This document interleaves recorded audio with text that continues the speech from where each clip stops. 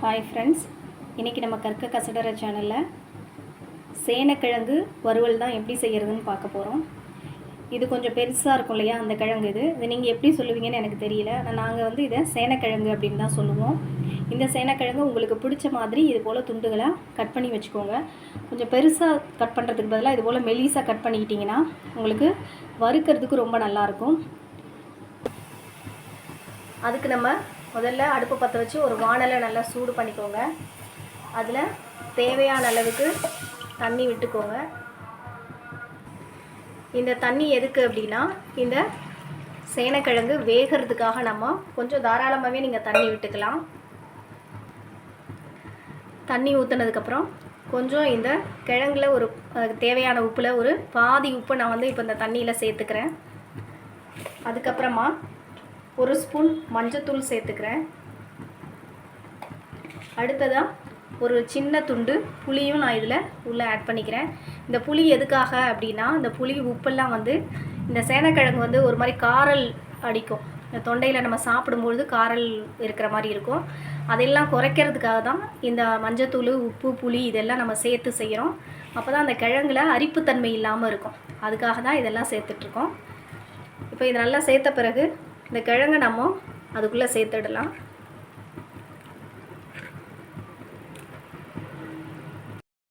ஒரு மூடி போட்டு வேக விட்டுருங்க. கொஞ்சம் நேரம் வேகட்டும். இப்போது வெந்துருச்சான்னு பார்க்கலாம்.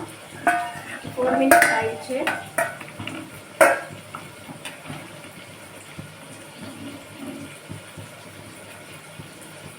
நல்லா வெந்துருச்சுங்க கிழங்கு. இப்போ இந்த ஸ்டேஜில் நம்ம ஆஃப் பண்ணிவிட்டு இந்த தண்ணியை வடிச்சிடலாம். இது போல் தண்ணியை நல்லா வடித்து எடுத்துகிட்டு கொஞ்சம் நேரம் ஆற விட்டுருங்க. நல்லா ஆறி வரட்டும். இந்த கிழங்கு நல்லா தண்ணி வடிஞ்சதுக்கப்புறம் இதை ஒரு தட்டில் எடுத்து வச்சுக்கலாம்.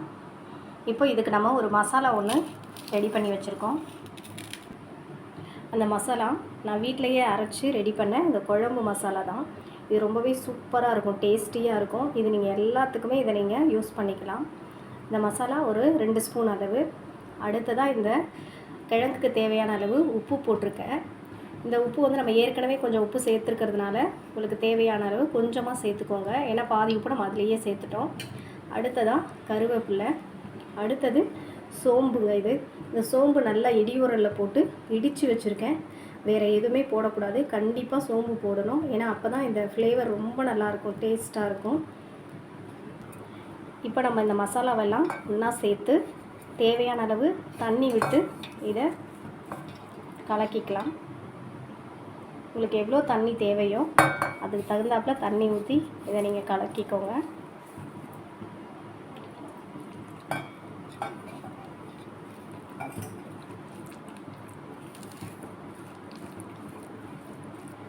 இது மாதிரி நல்லா கலக்கி விட்டதுக்கப்புறம் ஒரு கிழங்காக எடுத்து நீங்கள் இதில் டிப் பண்ணிவிட்டு ரெடி பண்ணி வச்சுக்கோங்க. அப்போ தான் நம்ம அதை தோசைக்கல்லில் போட்டு பொரிக்கிறதுக்கு சரியாக இருக்கும். நான் எப்பவும் தோசைக்கல்லில் தான் போட்டு இதை வறுப்பேன். உங்களுக்கு தேவைன்னா நீங்கள் வானலில் கூட போட்டு இதை வறுவல் பண்ணிக்கலாம். ரொம்பவே சூப்பராக இருக்கும். எப்படி பண்ணாலும் ஓகே தான். இப்போ இது போல் ஒன்று ஒன்றா எடுத்து மசாலா நல்லா தடவிட்டு தனியாக வச்சுடுங்க. இது போல் எல்லா கிழங்கையும் நீங்கள் மசாலாவில் பரட்டி வச்சுக்கிட்டிங்கன்னா ரொம்ப ஈஸியாக இருக்கும் எடுத்து போடுறதுக்கு. இது 1-2 உடையுது, அது பரவாயில்ல. தடவியாச்சு. இது ஒரு 2 மினிட்ஸ் அப்படியே விட்டுருங்க. அடுத்தது நம்ம தோசைக்கல்லை அடுப்பில் வச்சிடலாம். தோசைக்கல்லை அடுப்பில் வச்சு நல்லா சூடு பண்ணிக்கலாம். இப்போ கல் சூடாயிடுச்சு. எண்ணெய் விட்டுக்கலாம். இது கொஞ்சம் அதிகமாக தான் எண்ணெய் விட வேண்டியிருக்கும். ஏன்னா இது வறுவல் மாதிரி நம்ம செய்ய போகிறோம். இப்போ எண்ணெய் நல்லா சூடாயிடுச்சு. நம்ம ஒவ்வொன்றா இந்த கல்லில் வச்சிடலாம். இதை நீங்கள் வானலில் கூட செஞ்சுக்கலாம், உங்கள் விருப்பம்தான். ஆனால் இது ரொம்ப நல்லாயிருக்கும் இதில் நம்ம பண்ணும்போது.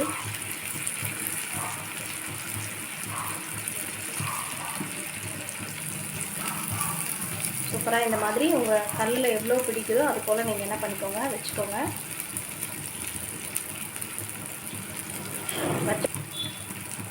வச்சுட்டு இதை ஒரு மூடி போட்டு நல்லா மூடி வச்சிடலாம். இன்னும் கூட கொஞ்சம் சுற்றிலும் எண்ணெய் விட்டுக்கலாம். அப்போ தான் நல்லாயிருக்கும்.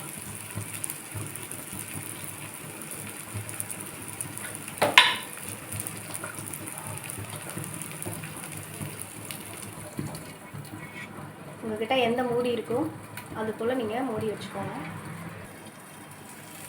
இப்போ நம்ம மூடி எடுத்துட்டு திருப்பி விட்டுக்கலாம்.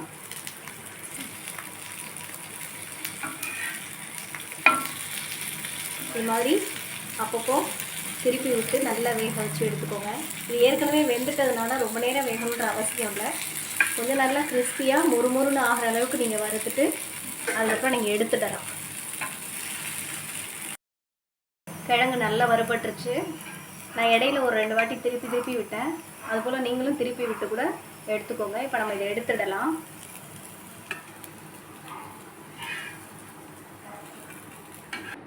இப்போது இந்த மாதிரி நல்லா வறுத்து எடுத்தாச்சு.